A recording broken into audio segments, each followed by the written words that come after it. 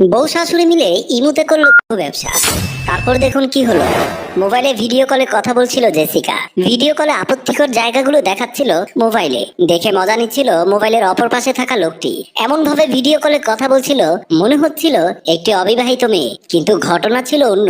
মেয়েটির পাশে বসেছিল তার শাশুড়ি। জেসিকা মোবাইল ফোনে বলতে লাগলো, আমি তোমার জন্য সবকিছু যত্ন করে রেখেছি, এখনো কোনো ছেলে আমাকে স্পর্শ করতে পারেনি। অপর প্রান্ত থেকে ছেলেটি বলল, আমি এমন একটা মেয়ে চেয়েছিলাম আমার জন্য, তোমাকে পেয়ে আমি আসলে অনেক খুশি। জেসিকা বলল, শুধু খুশি বললে হবে, আমাকে খুশি করতে হবে না। আমাকে তুমি কবে খুশি করবে বলো? আমি তোমার জন্য পথ চেয়ে বসে আছি, তুমি কবে আসবে আমার কাছে?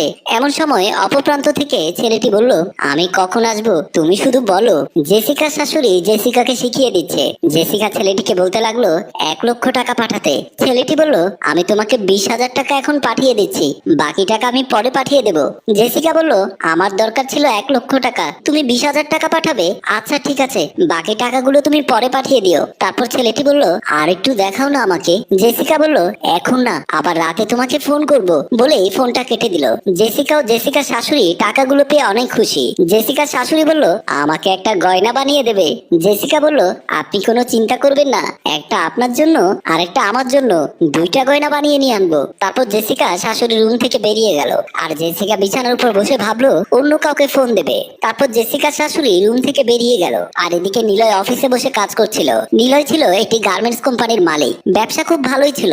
নিলয়ের বউ নিলয়কে ছেড়ে চলে গেছে, সবসময় দুশ্চিন্তায় থাকতো, কথা বলার জন্য কোনো মানুষকে পেত না। নিলয় মাঝে মাঝে জেসিকার সাথে ফোনে কথা বলতো।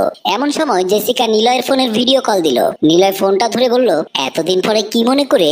জেসিকা বলল, তোমার কথা আজ খুব মনে পড়ছিল, ভাবলাম তোমাকে একটা ফোন দিয়ে কথা বলি। নিলয় বলল, আমিও তোমাকে মিস করছিলাম। এ কথা বলতে বলতেই জেসিকার বুকের কাপড় সরে গেল। জেসিকা যখন বুকের কাপড় উঠাতে লাগলো তখন নিলয় বলল, ভালোই তো লাগছিল। জেসিকা তখন বুকে কাপড়টি ভালো করে সরিয়ে দিল আর বলল, দেখতে যখন চেয়েছো আগে বললে না কেন? নাও ভালো করে দেখে নাও, দূর থেকে দেখার কি প্রয়োজন আছে, কাছে আসলেই তো পারো, তোমার জন্য সব সময় ফ্রি আছি। তারপর নিলয় বলল, একদিন আসবো। তখন জেসিকা বলল, আমার কিছু টাকার দরকার ছিল, টাকাগুলো কোথায় খুঁজে পাচ্ছি না, তোমার কাছে কি কিছু টাকা হবে? নিলয় বলল, সমস্যা নেই, আমি টাকা দেব, এবার একটু ভালো করে দেখতে দাও। তারপর জেসিকা মোবাইল ঘুরিয়ে ঘুরিয়ে দেখাচ্ছিল, নিলয় দেখছিল, কারণ জেসিকা জানতো একটা ছেলেকে কিভাবে বশ করতে হয়। মোমেন সাহেবের বাড়িতে মিনু ও সাইফুল। মোমেন সাহেব মিনুকে বলল, কেন এসেছিস মা বলতো? মিনু বলল, চাচা, আমি তোমার জামাইকে নিয়ে অনেক বিপদে আছি, তোমার জামাই কোনো কথা শুনতে চায় না, এখন এমন বিপদে আছে কাউকে মুখ দেখাতে পারছে না। এমন সময় সাইফুল মোমিন সাহেবের পায়ে পড়ে গেল, আকুতি মিনতি করে বলছে, আপনি আমাকে বাঁচান, আমি ভুল করে ফেলেছি, এমন ভুল আর কখনো করব না, আমার এই ভুলের হাত থেকে বাঁচান, আমি আমার সংসার হারাতে চাই না। মোমিন সাহেব বলল, একটা কাজ করার আগে 2বার ভাবতে হয়, ভুল যখন করে ফেলেছো কিছু শাস্তি তোমাকে পেতেই হবে। মিনু বলল, চাচা তুমি একটা সমাধান করো। মোমিন সাহেব বলল, চিন্তা করিস না, তোরা যা, আমি একটা ব্যবস্থা করছি। তারপর মিনু ও সাইফুল ওখান থেকে চলে আসলো। মোমিন সাহেব কাকে যেন ফোন করে বলল, আমার ভাতিজির জামাই বিপদে পড়েছে, তাকে উদ্ধার করতে হবে, যেভাবে পারো আমার ভাতিজি জামাইয়ের সাথে কথা বলে তুমি সমাধান করো। এই বলে ফোনটা কেটে দিল। তারপর অফিসে বসে কাজ করছিল নিলয়। নিলয় কাজ করতে করতে হাঁপিয়ে গেছে। তারপর ভাবলো জেসিকাকে একটা ফোন করে একটু কথা বলি। তারপর মোবাইল হাতে নিয়ে জেসিকাকে ফোন করলো নিলয়। জেসিকার ফোন ধরলো জেসিকার শাশুড়ি। জেসিকার শাশুড়ি ফোন ধরে বলল, কেমন আছো বাবা? নিলয় বলল, আন্টি ভালো আছি, আপনি কে? জেসিকার শাশুড়ি বলল, আমি জেসিকার আম্মু। জেসিকা তোমার বিষয়ে সবকিছু আমাকে বলেছে, জেসিকা তোমাকে অনেক পছন্দ করে। বাবা, তোমার সাথে আমার মেয়েকে বিয়ে দিতে কোনো আপত্তি নেই, তুমি বিয়ে কবে করবে শুধু এটুকুই বলো। নিলয় ভাবছে, কি বলছে এসব কথা, আমি তো বিয়ের বিষয়ে কখনো কিছু বলিনি, তাহলে উনি বিয়ের কথা বলছে কেন? জেসিকা শাশুড়ি বলল, কি হলো বাবা, কোথায় হারিয়ে গেছো? ও বুঝতে পেরেছি, বিয়ের বাজার নিয়ে তুমি চিন্তা করছো, আমার বেশি কিছু দরকার নেই, তুমি শুধু আমার মেয়েকে বিয়ে করো তাতেই হবে। নিলয় বলল, ঠিক আছে আন্টি, আপনি ভাববেন না। এমন সময় জেসিকা এসে বলল, মা কার সাথে কথা বলছো? তারপর জেসিকা ফোনটি হাতে নিয়ে দেখলো নিলয় লাইনে রয়েছে।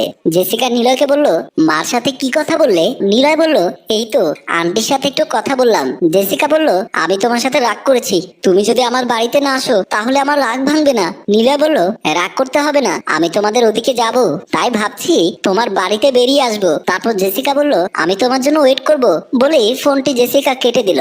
জেসিকা হেলালের সাথে ফোনে ভিডিও কলে কথা বলছিল। হেলাল জেসিকাকে বলল, তুমি কি শুধু শুধু আমার সাথে ভিডিও কলে কথা বলবে, আমার সাথে দেখা করবে না? এমন সময় জেসিকা বলল, আমার 10,000 টাকা লাগবে, আমার একজনকে টাকা দিতে হবে, কিন্তু কোথাও টাকা পাচ্ছি না। হেলাল বলল, তোমাকে টাকা দিতে আমি রাজি আছি, কিন্তু তোমাকে আমার কথা রাখতে হবে। এ কথা শোনার পর জেসিকা খুশি হয়ে গেল। তারপর সব সময় জেসিকা যা করে তাই করতে লাগলো। জেসিকা ছেলেটিকে আনন্দ ফুর্তিতে ভরিয়ে দিতে লাগলো। হেলাল ফোনে কথা বলতে বলতে উত্তেজিত হয়ে গেল। এমন একটা অবস্থা হয়ে গেল হেলালের, হেলাল একটু অন্যরকম হয়ে গেল।